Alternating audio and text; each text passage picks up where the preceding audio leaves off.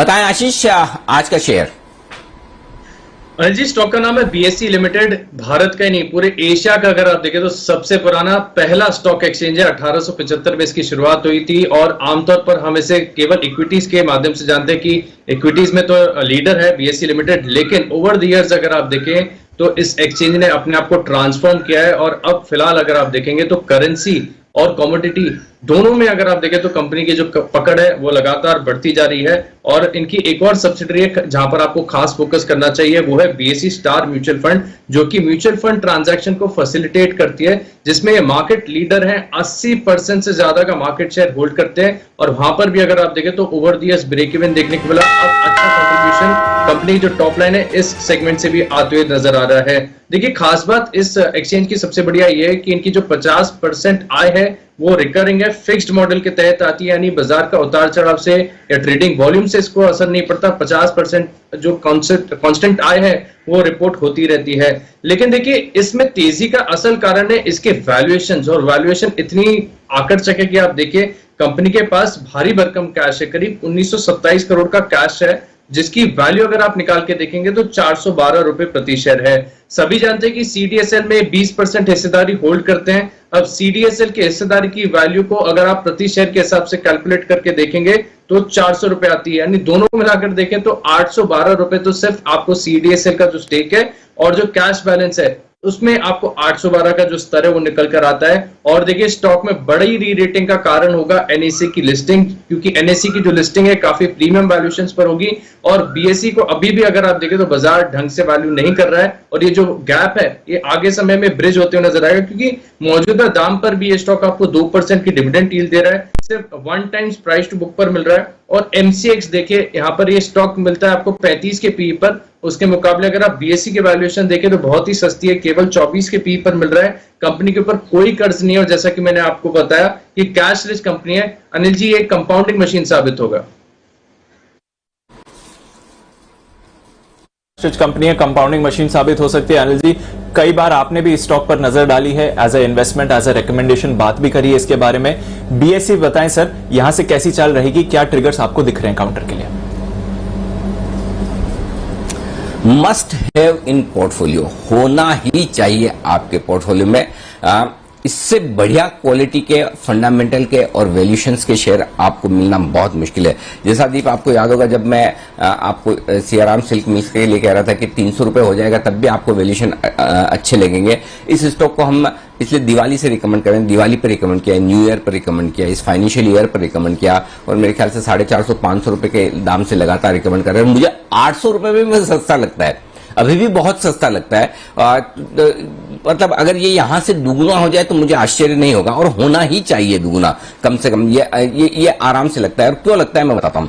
देखिए, जो पिछले और आज क्यों हमने वापस से चुना है इसको, जब 500 रुपए के आसपास चुना था तो फिर से क्यों चुन रहे हैं, उसकी वजह बताता हूं। पिछले 2 महीने देखिए मिड कैप स्मॉल कैप शेयरों के नाम रहे हैं, तो कैश मार्केट के स्टॉक्स में जो डिलीवरी बेस्ड एक्शन बढ़ता हुआ दिख रहा है उसका ज्यादा फायदा बीएसई को मिलेगा, क्योंकि बीएसई में वायदा कारोबार कम है, नहीं के बराबर है, और कैश मार्केट का वॉल्यूम ज्यादा है। तो एक तो परफॉर्मेंस आपको बेहतर आती हुई दिखेगी, पहला कारण तो वो है कि वहां पर आपका। दूसरा ये कि इन्होंने जो म्यूचुअल फंड के लिए प्लेटफॉर्म बनाया है, स्टार म्यूचुअल फंड वाला, वो बहुत ही कमाल करता हुआ दिख रहा है। वो पूरा का पूरा मार्केट लीडरशिप ले रहा है, तो उसके वैल्यूशंस भी अच्छे हैं, वो कारोबार बढ़िया है। करेंसी मार्केट में जो इनका कारोबार है वो काफी तेजी से बढ़ता हुआ दिख रहा है, वो बहुत ही बढ़िया है। ये तो बिजनेस को लेकर आगे की ग्रोथ जो मुझे नजर आती है, धीमे धीमे बीएसई अपना मार्केट शेयर फिर से गेन कर रहा है, बढ़ा रहा है धीरे धीरे। तो और दूसरे और उन्हें पता है कि अगर वो वायदा कारोबार में कमजोर है तो फिर दूसरे सेगमेंट्स में वो अपना बिजनेस बढ़ाकर अपना रेवेन्यू और मार्केट शेयर बढ़ाने की कोशिश कर रहे हैं। पहली चीज तो ये,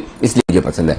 दूसरा, अच्छा खासा कैश है कंपनी के बुक्स में, बीएसई के बुक्स में 1900 करोड़ रुपए के आसपास का कैश है और लगभग 2.5% के आसपास की डिविडेंड यील्ड देते हैं। 3500 करोड़ का मार्केट कैप है, 1900 करोड़ का कैश है। अब और क्या चाहिए आपको, मतलब आधा तो कैश है, आधे से ज्यादा कैश है बुक्स पे, यानी कि 50% कैश आपके पास पड़ा है।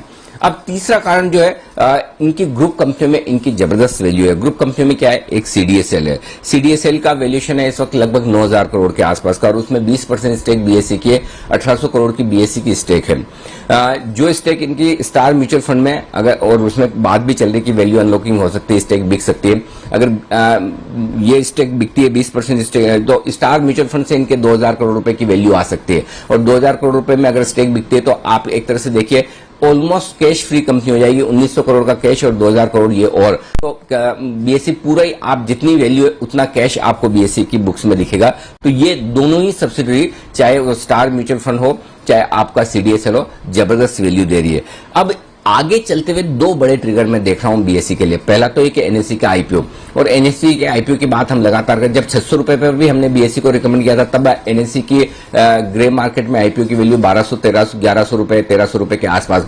अब जो अंदाज लगाए जा रहे हैं 2000 से 2300 रुपए के आसपास एनएसई का स्टॉक ट्रेड कर रहा है, यानी कि एनएसई का वैल्यूएशन अगर 2000 से 2300 रुपए की रेंज में माने तो 1 लाख से 1,20,000 करोड़ रुपए का वैल्यूएशन होता है, और उसके सामने बीएसई का वैल्यूएशन 3,500 करोड़ का, जबकि 9% के आसपास का बीएसई का मार्केट शेयर है।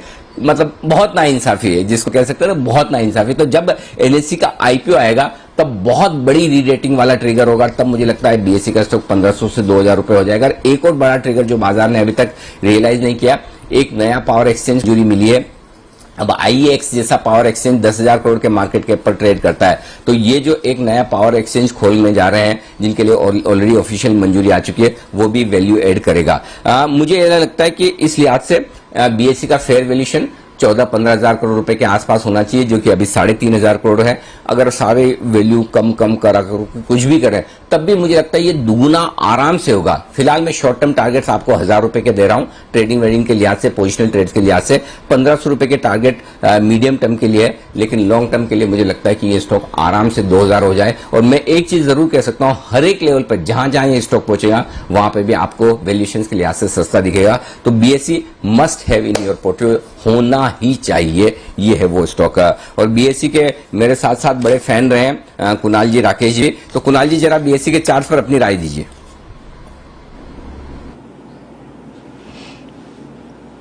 अरे जी देखिए, सबसे पहले तो जितनी शानदार ढंग से आप लगातार रेकमेंड कर रहे हैं और आप ये समझा रहे हैं कि इसके पीछे का तर्क क्या है, तो अनिल जी बहुत जबरदस्त इन्वेस्टमेंट अपॉर्चुनिटी है बीएसई। और दूसरी चीज अनिल जी है, जो एनएससी की लिस्टिंग होगी, मुझे लगता है कि बहुत ही धमाकेदार लिस्टिंग होने वाली है, क्योंकि बहुत बड़े पैमाने पर बड़े लोगों ने इसमें निवेश किया है। और जैसा अभी आपने बताया 2000 से 2200 की अटकलें चल रही हैं एनएससी का, जो अभी प्रीमियम चल रहा है अनलिस्टेड स्टॉक्स में। तो अगर जी इस तरह की लिस्टिंग एनएससी की होती है तो बीएसई का रब ऑफ होना तो बिल्कुल तय है। और फिर आपकी जो बात है कि यहां से डबल हो जाए तो कोई आश्चर्य नहीं है, बिल्कुल सही दिखता है।